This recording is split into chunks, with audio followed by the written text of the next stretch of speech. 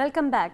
جیسا کہ ابھی ہم بات کر رہے تھے نوشین اور وجاہت البرٹ بنڈورا کی کہ اس کی سوشل لرننگ تھیوری ہمیں بتاتی ہے کہ جو چیز ہم دیکھتے ہیں اور میڈیا پہ خاص کر جو چیز دیکھتے ہیں وہ ہم اس کو اڈیپٹ کرنے کی کوشش کرتے ہیں اپنی زندگی میں, ریئل لائف میں. جیسے کہ ابھی ہم بات کر رہے تھے کہ جب بچوں نے سپر ہیروز کو دیکھا تو انہوں نے چھتوں سے چھلانگ لگانی شروع کر دی, اور ہم یہ سوچتے ہیں کہ ایک چھوٹا سا بچہ آخر خودکشی کی طرف کیسے مائل ہوا اور اس کو طریقہ کیسے پتہ چلا. دیکھیں, خودکشی کا لفظ بچہ سنتا رہتا ہے, اس میں کوئی ایسی بڑی بات نہیں ہے, مگر بچوں کو طریقے معلوم نہیں ہوتے. اگر آپ نے طریقہ یا راستہ جو ہے وہ ٹی وی کے ذریعے سکھا دیا اور بالکل اس کو ایکسپلین کر دیا تو اب بچہ جو ہے اس میں کیوریوسٹی تو ہوتی ہے, اور دوسرا یہ کہ وہ اس چیز کو ایکسپیرینس کرنے کی کوشش کرے گا. اچھا ڈاکٹر صاحب, ایک چیز میرے اور ذہن میں آ رہی تھی کہ سوئسائڈ جو ہے وہ کہتے ہیں کہ اگر آپ کی فیملی میں کسی نے سوئسائڈ کمٹ کیا ہو تو آپ میں بہت زیادہ وہ ٹینڈنسی ہو جاتی ہے. ایگزیکٹلی. دیکھیں, ہوتا یہ کہ بعض ہمارے فیملی ممبرس انڈائگنوز زندگی گزار دیتے ہیں. جس طرح اگر آپ بائیپولر ڈس آرڈر کی بات کریں تو اس میں خودکشی کرنے کے رجحانات بہت ہوتے ہیں. اسی طرح اور نفسیاتی امراض ہیں, اسکیزوفرینیا ہے, ڈیلیوژنل ڈس آرڈر ہے, جس پہ آپ کو خود ہی سوچ آتی ہے کہ مجھے اس زندگی سے کوئی فائدہ نہیں ہے, یا بہت ساری ایسی سوچ, اور پھر ڈپریشن ہے, پوری کی پوری فیملیز کو ڈپریشن ہوتا ہے. تو آپ کا خیال ہے کہ اگر بچے میں سلیکٹیو میوٹزم ہے تو فیملی میں کسی اور کو سلیکٹیو میوٹزم جو ہے وہ جینیٹیکلی اتنا جلدی ٹرانسفارم نہیں ہوتا. ہم ابھی اگر سوسائڈ کی بات کریں کہ ہوتا یہ کہ جب ہماری فیملیز میں یہ ڈسکشن زیادہ ہوتے ہیں تو اس کی سینسٹیوٹی ختم ہو جاتی ہے چیز کی, اور دماغ میں بچے کے خودکشی یا سوسائڈ کرنا بچپن سے ہوتا ہے. ہم نے بھی سنا ہے, خبروں میں بھی دکھا دیتے ہیں, بچے گلوریفائی کر جاتے ہیں, بالکل اس چیز کو گلوریفائی کر لیتے ہیں. مثلا جاپان میں سوسائڈ از گلوریفائڈ ایز ہاراکیری, وہ تو گلوریفائڈ ہے وہاں پر, وہاں تو کوئی اس کو منع نہیں کرتا. ہمارے ہاں خودکش حملہ کہہ کے آپ نے گلوریفائی کر لیا اس کو, تو آپ نے اس طرح کی چیزوں کو گلوریفائی نہیں کرنا. یعنی کہ میڈیا نے بہت غلط میسج دیا. میڈیا کا کردار یہ ہے کہ ایک بچہ جو سوچ رہا ہے, ٹھیک ہے نا, جو اسے کانسیپٹ بنا ہے کہ خودکشی ہے, اور اس کو جب ڈیمانسٹریٹ کرنے کا طریقہ آپ دکھا دیں اور اس کو اتنا زیادہ فوکس کر کے دکھائیں ود میوزک ایک ایفیکٹ دیتا ہے انسان کو, پھر اس کو پکچرائزیشن میں زومنگ دکھاتے ہیں, نیوز کے پیچھے میوزک چلتا ہے. بچوں کا ایشو یہ ہے کہ بچوں کے اندر آٹو سینسرشپ نہیں ہوتی. ٹھیک ہے, ہم ٹی وی دیکھ رہے ہوتے ہیں, یعنی کہ وہ ڈیفرینشیٹ نہیں کر پاتے, ہم اسکین کر رہے ہوتے ہیں چیزوں کو, ہم اچھے برے چیز کو دیکھ رہے ہوتے ہیں, ہم بہت بڑے ہیم برگر یا چکن برگر کو بھی دیکھتے ہیں ایڈ کر کے, لیکن ہمیں پتہ ہے کہ یہ صحت کے لیے اتنا اچھا نہیں ہے. بچے وہ چیز دیکھتے ہیں جو ٹیمپٹ کرتی ہے ان کو, اور اچھے برے کی ان میں تمیز نہیں ہوتی. تو ہمارا ایک چیز ہوتی ہے جو سب کانشیس لیول ہے, جب آپ کو بار بار یہ چیزیں دکھائی جائیں تو آپ کے سب کانشیس لیول پہ وہ چیزیں ہارڈ ڈسک میں بیٹھ جاتی ہیں. اب اٹیمپ کرنے کے لیے یہ پرابلمس کافی ہیں کہ وہ میوٹزم کا شکار ہے, ڈپریشن کا شکار ہے. ڈاکٹر صاحب, سب سے بڑی بات یہ کہ ایک بچہ دنیا میں آتے ہی سب سے زیادہ جس پہ ٹرسٹ کرتا ہے وہ ماں اور پھر باپ ہوتا ہے. اگر ان دونوں میں سے کوئی بچے کو دھوکہ دے اور ان دونوں میں سے کوئی بچے کے ساتھ جو ہے کہ اس کا ٹرسٹ جو ہے وہ بیٹرے کر دے تو وہ بچہ ایک اتنے بڑے کانفلکٹ میں چلا جاتا ہے کہ اس کا اعتبار دنیا سے ختم ہو جاتا ہے. یعنی کہ جنرلائز کرتا ہے, جن لوگوں پہ بچہ ڈیپینڈ کرتا ہے کہ وہ اس کو سیفٹی اور سیکیورٹی دیں گے, اگر وہی بچے کے ساتھ تو بچہ جنرلائز کرتا ہے. If mother is beautiful and mother is good, اچھی عادتوں کی ہے تو بچہ کہے گا پوری دنیا اچھی عادت کی ہے. اگر باپ جو ہے وہ سچ بولنے والا ہے تو بچہ کہے گا پوری دنیا سچی ہے. وہ جنرلائز کر رہا ہے. تو اس لیے کہا جاتا ہے ماں باپ رول ماڈل ہے. رول ماڈل بننا آسان نہیں. And if someone is not ready to become parents, they should not. بالکل صحیح بات ہے. اس کے علاوہ میں اس بات کو کنٹینیو یوں کروں کہ جب ہمارے بچے بڑے ہو رہے ہوتے ہیں اور وہ دیکھتے ہیں کہ آپس میں ماں باپ میں ہی کانفلکٹس آ رہے ہیں تو بچے بڑے کنفیوز ہو جاتے ہیں.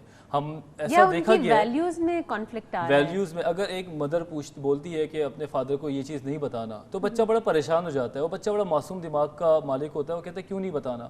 اب ایسی جب 100-200 باتیں جمع ہو جاتی ہیں تو بچہ پوچھنا چاہتا ہے کہ آخر یہ معاملہ ہے کیا. اکثر اوقات دیکھا ہے کہ وہ مائیں جو ہیں وہ شاپنگ کر کے آتی ہیں اور کہتی ہیں بیٹا ابو کو نہیں بتانا کہ امی نے آج شاپنگ کی ہے. اب ہم کیا بچے کو سکھا رہے ہیں, جھوٹ بولنا سکھا رہے ہیں. گڈ کاپ اور بیڈ کاپ والی تھیوری سٹارٹ ہو جاتی ہے کہ بچے کے لیے ایک تو بہت گڈ ہو جاتا ہے اور ایک بیڈ ہو جاتا ہے, لیکن ایونچولی ہیں تو دونوں اسی کے ماں باپ. آپ جس چیز کا ذکر کر رہی ہیں اس میں پھر بھی مدر بچے کو پولائٹلی کہہ رہی ہے.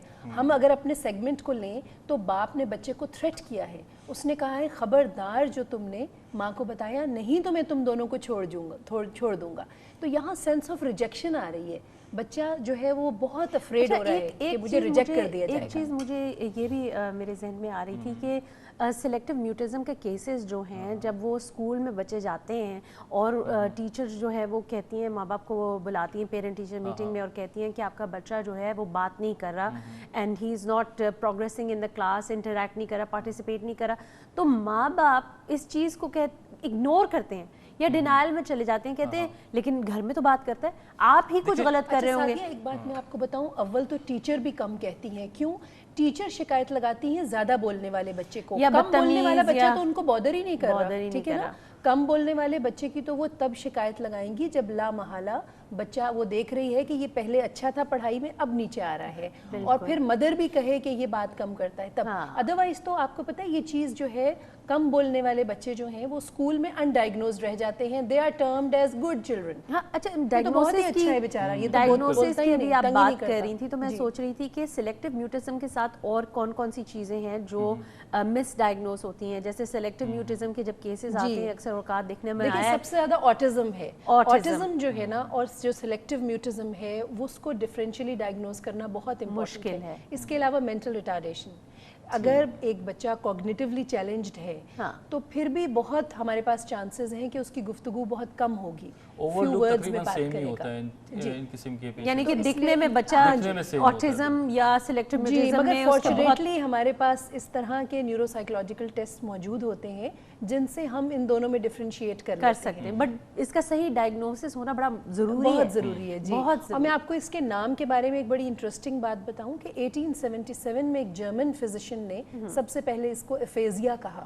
اچھا اچھا جی, اور اس کا نام جو ہے 1994 تک الیکٹیو میوٹزم تھا. 1994 میں DSM-TR میں ایک ڈاکٹر صاحب تھے, انہوں نے ڈلوایا اور انہوں نے کہا کہ اس کا نام سلیکٹیو میوٹزم رکھیں. چلے آئیے اب کلپ کا باقی حصہ دیکھتے ہیں. آئیے ناظرین کلپ دیکھتے ہیں. میں آپ کے لیے کلرفل سے سٹارز لے کے آئی ہوں, آپ مجھے اچھی سی کلرنگ کر کے دکھاؤ.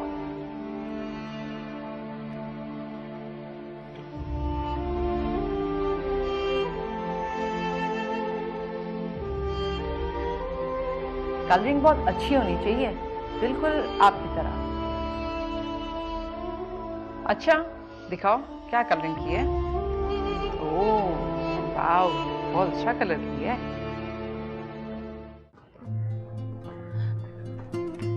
ڈاکٹر صاحب آج میں بہت خوش ہوں. جب ٹیچر نے عثمان کی تعریف کی تو مجھے بہت اچھا لگا. مجھے سمجھ نہیں آ رہا میں کن الفاظوں میں آپ کا شکریہ ادا کروں. اتنے دنوں بعد میں نے عثمان کے چہرے پہ پہلی بار مسکراہٹ دیکھی ہے. ایسا لگا ان کالی گھٹاؤں میں امید کی کرن جاگی ہو, اور یہ آپ کی وجہ سے ہوا ہے. مسز مسعود, آپ کی کوآپریشن کی ضرورت ہے. میں آپ کے ساتھ ہر طرح کا تعاون کرنے کے لیے تیار ہوں. ایک ماں اپنے بیٹے کو کیسے موت کی دہلیز پہ دیکھ سکتی ہے. وہ دن میرے پہ قیامت کا گزرا تھا جب میں نے عثمان کو اپنی آنکھوں سے خودکشی کرتے ہوئے دیکھا تھا. جی ٹھیک سے بتائیں کیا ہوا تھا. میں اور عثمان شاپنگ پہ گئے تھے. نظر بچتے ہی عثمان ٹریفک کی طرف چلنا شروع ہو گیا. میں بتا نہیں سکتی, میری تو جان نکل گئی تھی. میرے خدا, اللہ نے بہت رحم کیا. مسز مسعود, انشاءاللہ سب ٹھیک ہو جائے گا.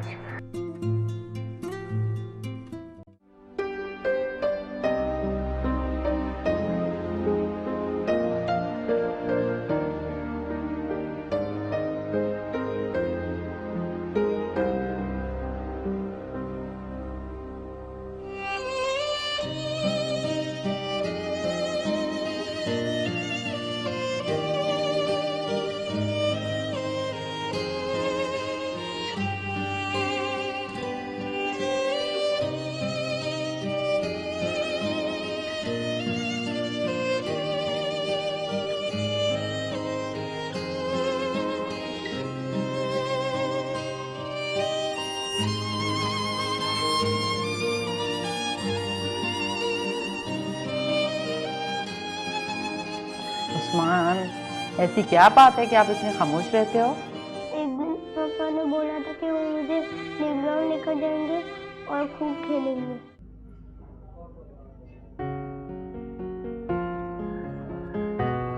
بابا صرف آپ اور میں ہی ہوں گے نا. جی بیٹا, صرف ہم دونوں چلیں گے. اچھا وہ اپنی ممی کو بتا دینا کہ ہم لوگ دیر سے آئیں گے, ٹھیک ہے. میں اپنا بیٹ بال لے لوں. لے لے شاباش.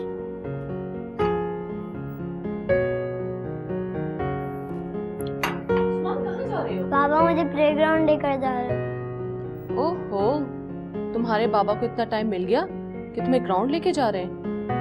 तुम्हें तो सिर्फ मौका मिलना चाहिए। चलें बेटा, चलो आ जाओ।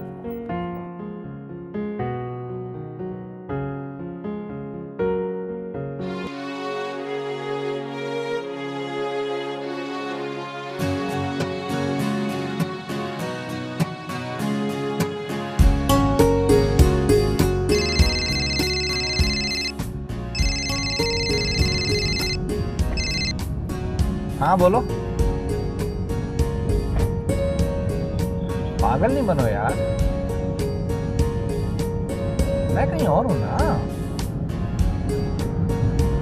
अच्छा चलो मैं सुबह आता हूं। यार तुम समझने की कोशिश तो करो। अच्छा आता हूं भैया। हाँ हाँ रखो, आता हूं भैया। अबू प्लेग्राउंड तो पीछे रह गया, हम कहाँ जा रहे हैं? खामोश बैठे रहो। एक काम याद आ गया है, पहले वो करेंगे फिर चलेंगे खेलने।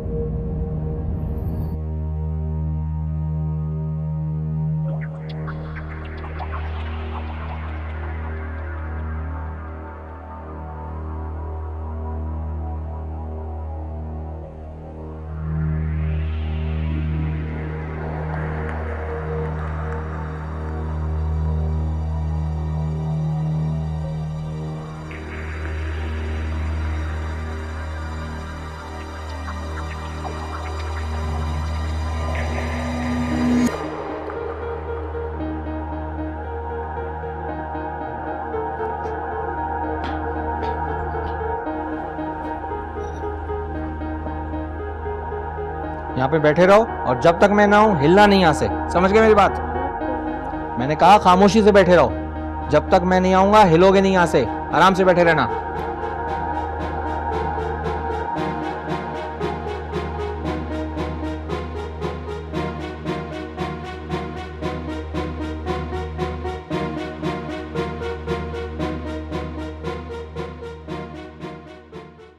नाज़रीन, जैसा कि अभी आपने क्लिप में देखा कि ये बच्चा काफ़ी साइकोलॉजिकल प्रेशर में है और इसके माँ बाप ने एक ऐसी सिचुएशन क्रिएट कर दी है, बना दी है, ख़ास तौर पे बाप ने, कि जहाँ पे ये बच्चा बहुत ज़्यादा दबाव और प्रेशर में है और एक कॉन्फ्लिक्ट का शिकार हो गया है कि मैं क्या करूँ, मैं इस राज को छुपाऊँ, मैं इस राज को शेयर करूँ या मैं इस राज को अंदर रख लूँ। तो जब इस तरह की एक सिचुएशन हो जाती है तो माँ बाप का एक जिम्मेदारी है कि वो बच्चे को ये सिखाएं कि वो कैसे एक्सप्रेस करे, किस तरह कम्युनिकेट करे। यहाँ पे आप देखें कि बच्चा को माँ बाप ये सिखा रहे हैं या बाप ये सिखा रहे हैं कि एक्सप्रेस ना करो, चीज़ों को शेयर ना करो, और उसके बाद सोने पे सुहागा ये कि वो धमकी आमेज़ तरीका जो है या बात करने का तरीका, मतलब बच्चे के साथ उसकी इतनी अच्छी कम्युनिकेशन ओवरऑल नहीं है, लेकिन कुछ चीज़ों के लिए उसको मना कर रहा है। हाँ। तो बच्चा बड़ा कंफ्यूज हो रहा है और बच्चा फिर ग्रोइंग एज में यहाँ पे हर चीज़ जो है ना वो सीखने के अमल में होती है। पहली बार चीज़ें सीख रहे होते हैं, पहली बार चीज़ें उनके दिमाग में आ रही होती हैं, न्यूली परसेप्शंस बन रहे होते हैं। और आप भी इस एज से गुजरे हैं, हम भी गुजरे, कि पहला परसेप्शन जो बनता है वो बड़ा पक्का बनता है। ऐसा लगता है खाली गिलास में आप पानी का जो रंग डालें तो वही गिलास का रंग बन जाता है। तो यहाँ पे ये नज़र आ रहा है। फिर एक बात और कि जो फोबिया की बात हमने की है वो भी एसोसिएट हो रहा है यहाँ पे। एब्सोल्युटली। तो एक छोटी सी ब्रेक लेते हैं and then will continue after the break. आइए नाज़रीन, एक ब्रेक लेते हैं।